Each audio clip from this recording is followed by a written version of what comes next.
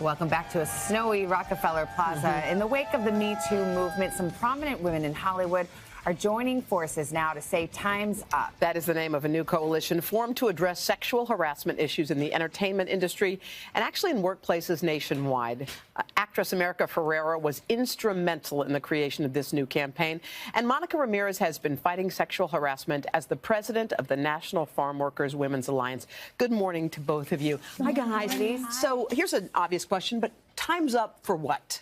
Time's up on the behavior and the culture that makes women less safe in the workplace. And not just women, but people of color, LGBTQ community, disabled people, and anyone else who's marginalized. Time's up on the abuse and exploitation and discrimination that too many people face in the workplace. And not just in our industry, as you said, across all of our industries. I think that's what's so interesting because, Monica, you are an organizer with the National Farm Workers Alliance, and you actually reached out and wrote this open letter to the Hollywood industry in the wake of the Weinstein scandal and this new awakening. And you offered your support. What does this all mean to have women from totally different walks of life getting together? I think that, by us joining forces and coming together in the way that we have, it demonstrates how much power we have, but also our commitment to making workplaces better across the nation and really our world better. And we made the decision to come forward and to send a letter of support because we wanted to ensure that women in Hollywood and others who are coming forward didn't feel alone and that they knew that we stood with them in power.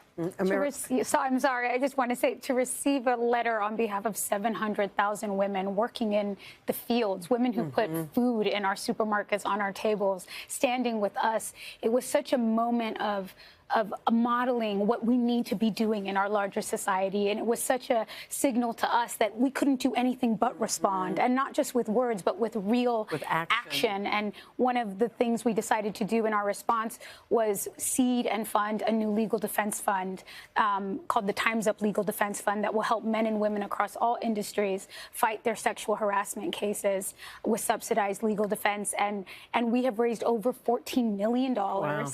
And in the last couple days, we have received over $1 million in small $5 donations. So it's incredible to see what's happening just with a simple message that time's up and we've got to do something about it. America, you had a choice. You could have done what a lot of people are still doing, stand on the sidelines and say, good for them. I hope they fight on.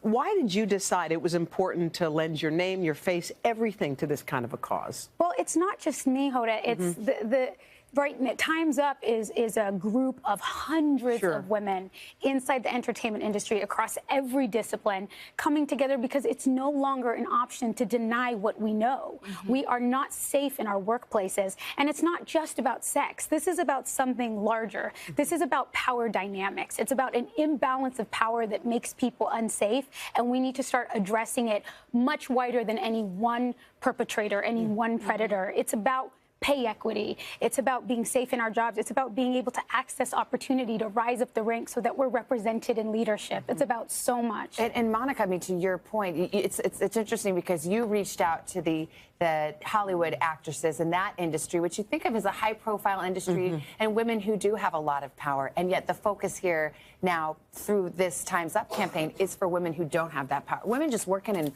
regular jobs, shift workers who might not have the resources. Well, I mean, I think that the interesting thing about Time's Up is that, yes, it's true that it's for women who don't have resources, but really it's for all of us. And I think that's an important point that we need to keep reminding people about. And, while people think that farm worker women are not powerful, farm worker women are very powerful and have been organizing for a long time around this issue. And we have the experience, not just of having suffered from this problem, but we also have the experience of years of organizing that we wanted to bring forward to support the women in Hollywood who are coming forward. Ladies, thank you. Before we let you go, America, we heard your happy news. You are expecting. Congratulations. Thank you. All the more reason to get to work and start fixing the things that need to get fixed. Absolutely. You beat me. You hope you're having a boy or girl? I might, but I'm not telling you. Thank you so much, America. Monica, appreciate it.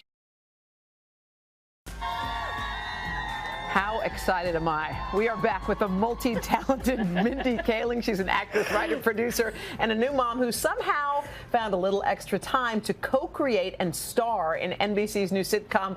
It's called Champions. Mindy plays a single mom who takes her teenage son to live with Vince. It's the father that he's never met. And let's just say Vince has a few concerns. Hello. Hey, Priya, it's the man responsible for your teenage sexual awakening. Ryan Philippi? How did you get my number? No, it's Vince. Oh.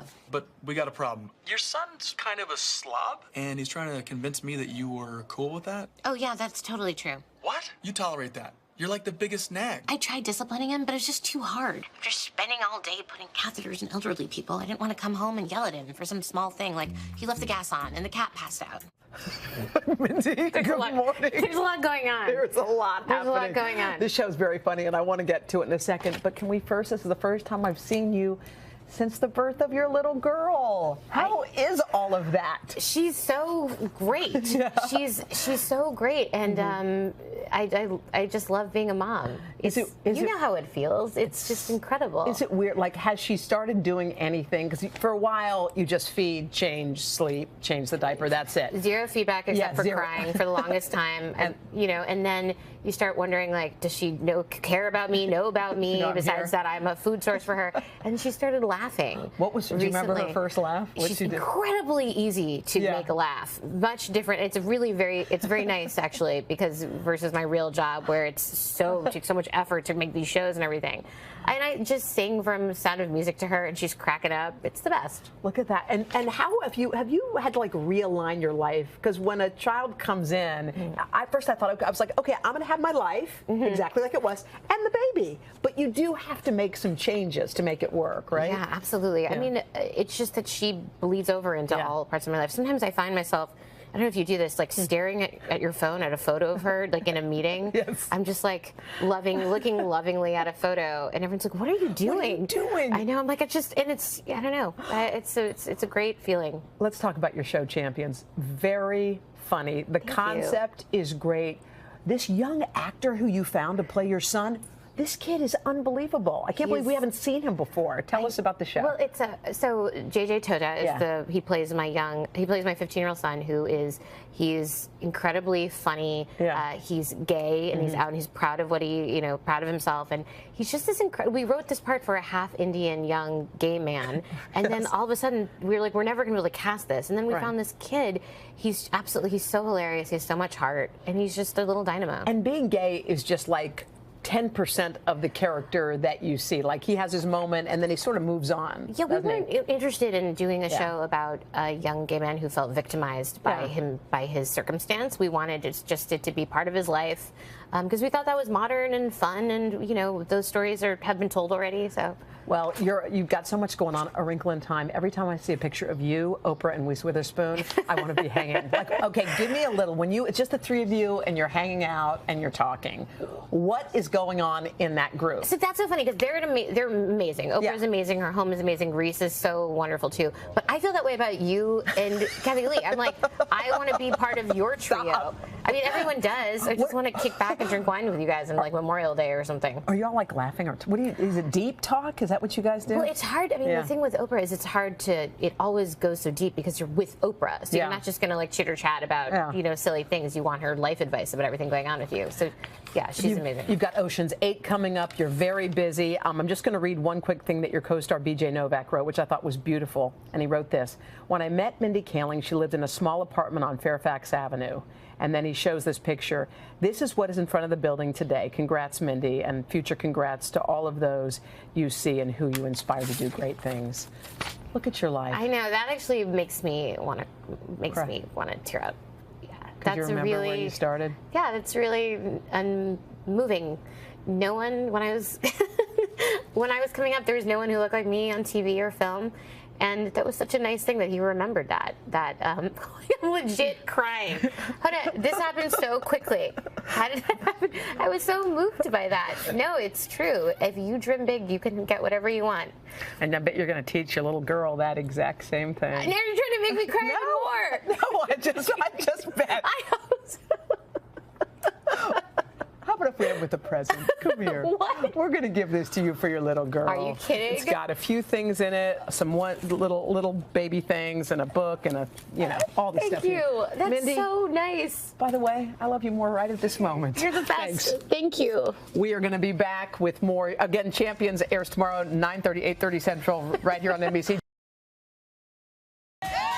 Put on your hard hat, start harassing your neighbors, and set your DVR. After a 10-year hiatus, Trading Spaces is back, returning to TV, along with a few familiar faces. We're going to talk to them in just a moment, but first, how the beloved show started the home makeover empire.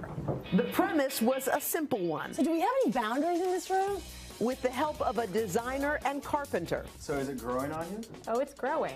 Two pairs of neighbors are let loose in each other's homes to redesign one room in 48 hours for $1,000 or less.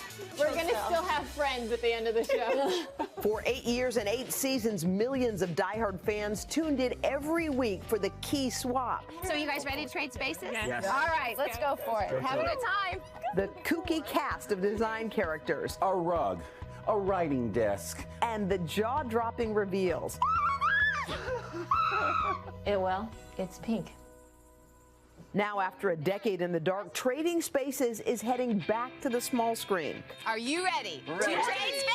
The series, credited with launching a booming industry of DIY and home renovation shows, is sticking to its roots and bringing back a slew of original designers, fan favorites, and some new fresh faces. The trailer for the new reboot viewed nearly 10 million times online, making it clear that Americans are more than ready to welcome Trading Spaces back into their hearts and homes this weekend. Let's do this. Oh, damn. Here we go. Huge.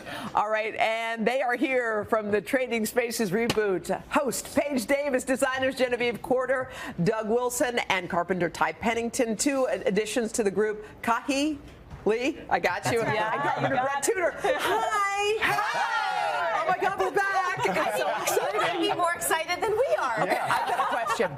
10 million views for that trailer. Did you think, wow, we're coming back, the world's changed a lot, there are so many shows on, are we really going to be able to step back into this space? Did you think about that? We didn't think about it at all. We No. just said, we just knew we were getting back with our old family. We were like, you know what, if everybody's going to be there, yeah, let's do it. The band's getting back together again. Okay. Let's go on tour. Show of hands, when they said they wanted to bring it back, how many people said count me in right away? I did. Right away? I said right. I was nervous. You were nervous? I was nervous because I didn't know what they were going to do to us. If it was going to be a bunch of people, if they would We tarnish. wanted to make sure it was authentic to the To what it, Right. Yeah, you don't want something tarnished that really built all of our careers. You know, 'cause it was so perfect. And Yes, I said yes with a caveat as well. I think what is great is that the new people that have been brought on really blend well with what we have, already brought to the table. So, we have the old OGs and we've got the newbies. And the hazing has been absolutely Hazing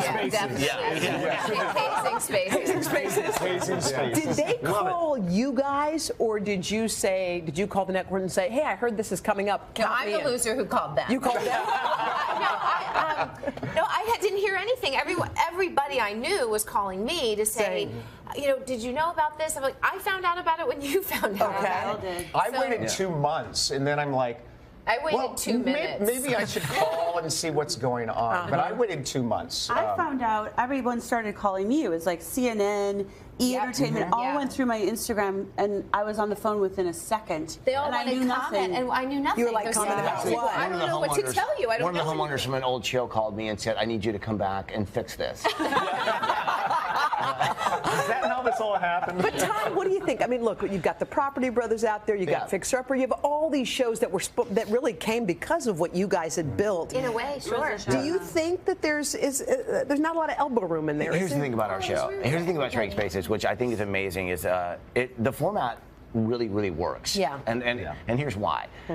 It's such a variety pack of talent and styles and tastes, and so you really never know what you're going to get. And in the end, you have no idea if they're going to love it, because we have no idea if the people who we designed it for are going to like it. We kicked off this genre and even though we spawn so many other, frankly, networks and television shows, everything else, there's still in a way nothing like our show. The level of jeopardy, the level of time constraint and budget constraint. It's $2,000, right? That's it. $2,000 in each room.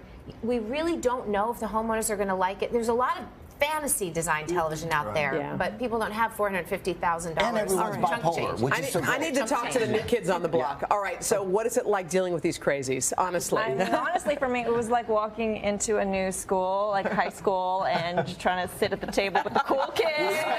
With spitballs. And I just don't want to drop my tray. You know, they've been great, though. It's like getting adopted into a highly dysfunctional family. That's being honest. Pretty much. Lots of love. Just lots of craziness and madness and hazing and I jokes. can't tell you how happy people are that you're back. Obviously, by those 10 million views, you That's the know first I that heard that is I heard back. that too. But we want you. We're going to put you guys to the test. When we come back, the crew is going to share some of their favorite DIY tips with all of us. But first, this is Today on NBC. Y'all, it's big. 10 million? 10 million. That's huge. We know and we love Tracy Morgan. We are so happy to say he is making his return to TV in the new TBS series. It's called The Last OG. He plays an ex-con who leaves prison after 15 years. He's a changed man, and the guy's ready for a second chance. Take a look. Yeah. Hey, give it up! Trey!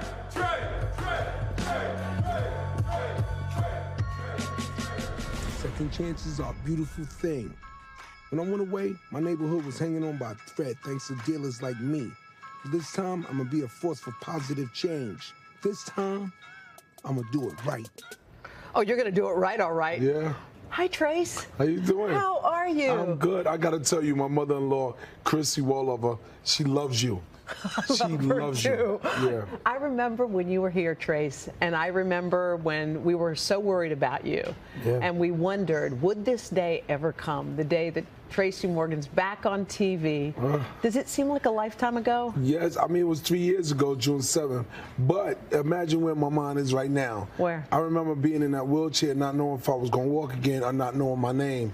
And now I'm premiering tonight. So it feels good, and I got to shout out to the fans. I love you, and God bless you. Thank you for your love and support, because I'm back on TV. How has that changed you? How did the accent change? Well, it didn't. It didn't. It just brought me closer to God. I was already close to him. You know, I already know. Yeah. You know, hey, listen, it doesn't take nothing to be nice. You know, so I made my decision many years ago when I was a kid whose side I was on. So if I would have died in an accident, it would have been cool, because I know where I'm going after this. You know. Because I love people, I'm kind to people, I'm kind to myself, and I believe. And you've always been that way. You just got stronger My dad in your survived faith. Vietnam. Yeah. And when he came back from the war, he told me, in the foxhole, racism and prejudice wasn't there, because everybody died in there. Yeah. So that's all crap. Yeah. So we had everybody in the house. I never had an inferiority complex. Yeah. So I excelled on Saturday Night Live. Look at I don't you. care who's in the audience. I love you. My job is to make you laugh. You're right. And you know what? When you were home healing, you were watching things that made you laugh, didn't you? Jordan Peele. Yeah. What was it about him? Man, him and Key. Yeah. They have the same comedic sensibility. So when I was there in my wheelchair, sometimes feeling bad, laughter is a healing thing. And when I got better, I told my agent, Steve Smoke, I want to meet that guy, Jordan. And you two teamed up, and you guys came up with this. When I appeared at the Emmys that day, earlier that day, nobody knew I was in Hollywood. But I set a meeting at the Four Seasons on Delheny with Jordan. And I told him about this idea that I had, the Last OG, for 8 years. And his wheels started turning. Well, and what we tell people, the premise is you're in jail, you come out, it's 15 years later, you go back to your old hood. But I'm not just in jail. I was hustling for me and my woman. Because sometimes we don't have opportunities in the ghetto. We got to create our own. So I was just trying to provide for me and my lady. And I went down to make one last crack sale. And I get locked up. You get locked up. And the last thing I say to her before I leave the house, wait for me. Wait for me. Well, you show up in Brooklyn, the whole thing is gentrified. Like, you think you're going back to your old hood. That's what it is. I'm from that area, born and raised. And when you go there, it's different. It's like in Harlem, to see white people just walking around freely with no fear. It's like, what? And I did 15 years, like, what? You got a ghetto pass? Where did that come from? And it's still platinum? What? So we sort of funny in that. But the character that I play is Trey Barker. Trey Barker did 15 years. And he's trying to come home. He got a second chance. and he's trying to get in. You know the thing I love about the show? It's a dark premise. Yeah. But it's a kind show. Yes. It's kind. Well, it's Tracy Morgan, it's Tiffany Haddish, who's amazing, it's Cedric the Entertainer. Yes. Come on, it's the recipe for awesomeness. Yes. Trace, And Jordan Peele. Jordan Peele. Oh, man. Trace, we love you. Thank you. We I love you you. too. The last OG premieres tonight on TBS. The new movie Instant Family tells the story of a couple who stumble into the world of foster care and ultimately adoption. That's right. It's Pete and Nellie. They want to start a family, but when they decide to take in a 15-year-old girl, they discover she also comes with 2 younger siblings. Mark Wahlberg stars as Pete doing what he does best, which is navigate his new role without repeatedly putting his foot in his mouth. Take a look. Oh, nice one. Can we be the Clippers? Oh, I'm more of a Lakers fan. Oh, well, sorry. No, you don't have to say sorry. That's okay. We could be the Clippers, all right? Okay. I'm gonna shoot. You crash the boards, okay? Yeah, sure. Oh, no! Oh, shoot. You did it on purpose. What? You hit me because I like the Clippers. Buddy, I think the Clippers are awesome. I love the Clippers. Yeah. Are you kidding me? They were smart for trading Blake Griffin. Their best player. Oh, Mark Wahlberg, welcome. Thanks for having me. How are you? We are so happy. Before we get to the movie, and we will, we have to comment on what Carson was talking about, that before you get started on your day, you're in the gym at the crack of dawn. Yes. And by crack of dawn, what time is that? I usually get up about 2:30. In the morning. Yes. See, this is funny because usually we have actors come on and they're late night people, and we feel a little guilty that they had to get up so early. I've done that. This is like lunch I got that for out of you. my This system. right now. Yeah. Yeah, I'm already 4 meals into the day. Yeah. And a whole workout. Yeah, but I just, I've been working out for this particular movie, so I got on a really clean regimen. I get up early, I do my prayer time and reading, writing, working out, all that stuff before the kids even wake up. And you rubbed off on one of your co-stars in the film. Octavia Spencer plays a role, and she said that you kind of got her hooked, too. I have invited so many people, or so many people have invited themselves to come and work out with me at that time of the day. Nobody showed up except for Octavia. Oh, I was going to say. I sent her a bunch of performance-inspired nutrition products, and she's more inspiring than I could ever be. Wow. She's changing her life, and it's remarkable to see what she's doing. She's incredible. This movie does something so unusual because it's a heavy topic on the one hand. You're a couple, along with Rose Byrne. You guys are adopting 3 older kids who had been in foster care. So it's a serious subject, but it's done with such humor and such love. Is that what attracted you to it, that you kind of hit that sweet spot? Well, I just committed to making the movie because I love the story. Yeah. The director, Sean Anders, it's based on his real life. He had done Daddy's Home with me, 1 and 2, and so anything he wants to make, I'm willing to make. But yeah, I mean, there are a lot of children out there in foster care, and when families are being torn apart, people, who are in a position to open their hearts and their homes, it's a remarkable thing. But, being a parent in general, there's a lot of funny things that go on, and there's a lot of difficult things. Well, you got to rely and draw from your own personal experiences. How old are your kids again? 15, 12, 10, and 8. Okay, so I have you're like right in there. Oh my God! So Sean took a lot of things that were happening to me on Daddy's Home too. Like I would get a phone call from my wife. She'd want me to referee a fight that her and my daughter were having. I'd be supposed to be saying something, but nobody would listen to me. So I'd just be listening to the fight. All those things ended up in the script. And as I understand it, the young actress who plays your daughter, she actually was someone who had been through foster care, so she was able to give a lot of kind of real life advice. Yeah, it's amazing. I actually went to a foster care event where they kind of set up these events, especially older kids in the system, and they kind of try to pair them with parents. And I met 3 children that were all siblings, and one of them, the older boy, he inspired me. He was like, you know what? I'm getting an education. I'm going to turn my life around. I'm not worried about being adopted. I'm going to take care of my brothers. And I left there thinking, wow. I mean, so having that experience and then having talked to Sean, I was like, I had to be a part of this. A cool cast. Rose Byrne plays your wife. Have you guys acted together before? We had never, we had never acted before, but she's fantastic. She's so funny. She's so sweet. She's a mom of 2. She loves to give me a hard time. I don't know if that's about just what? an Australian. Like everything. what kind of things? Anything and everything. About me being involved in other businesses, having all these other interests. Yeah. What about the 2:30 a.m. workout? She must give it to you for that. Everything. But, and I don't know if she likes me or not, but I actually love her. I've worked with her husband, with Bobby Cannavale, a couple of times, and she's fantastic. So for fun, we started Googling you, and we wanted to see what are the most common questions that people ask about you. Okay. And we thought we would do a public service by asking them. Right. Sure. All right, so do you want to know? The first one was, we typed, does Mark Wahlberg, and what popped up was, have a tattoo. Oh. I have had all of my tattoos removed, Really? and then I got one tattoo. I have it on my ring finger, so when I'm working, I have my wife's name there, and she thought that was the best gift I had ever given her. That's so lovely. Isn't it I got it painful on to have your Valentine's tattoos Day. removed, by the way? It's 10 times worse having them removed, so I recommend you do not Here, get we got to ask tattoos. this one. Okay. When you type in, how is Mark Wahlberg, the rest of the question fills in itself, related to Celine Dion? Are you I related to have no Celine idea. Dion? I've never even met her. I hope so. Wow. But I've never met her. Okay, that's so weird. Yeah. Is Mark Wahlberg... French-Canadian. My mom's French. Well, maybe that's why. Maybe that's the connection. Yeah. This is, if you type in, is Mark Wahlberg, the question that pops up is a Lakers fan. No, I'm not. Shouldn't you be a Celtics fan? I am a Celtics fan. I'm a LeBron fan. I live in LA. One of the great stories ever was the Celtics were playing the Lakers in the finals, and I was sitting beside Matt Damon, and we were cheering for the Celtics. And Phil Jackson turned around and told Matt Damon to shut the F up. And I said, hey, he's talking to you, man. I'm just sitting here. But no, obviously living in LA, you know, it's fun to go to a Laker game. But I heard you're shooting a movie in Boston right now. I am. So, like, do all the kids from the old neighborhood come and see you? And Yes. Is that the a good ones thing? that are still around? It depends on who it is. But you know what? It's amazing to be able to bring jobs back to Boston. Yeah. And being there in the community, you know. And if I can inspire kids growing up, especially in the bad parts, like I did, to really kind of work hard and do whatever they want and whatever they dream they can make happen. I'm going to kill like most of our crew here, but congrats on the World Series for the Red Sox. I know. Thank you. A lot of Yankee fans in the Yankees house have 27. They'll have many more. Thank you, Mark. Thanks for coming to see us. Thank you so much. Guys. The movie's called Instant Family. It's really fun. Theaters on November 16th if you want to see it. Hey, thanks for watching. Don't miss the Today Show every weekday at 11 a.m. Eastern, 8 Pacific on our streaming channel, Today All Day. To watch, head to today.com/allday or click the link right here.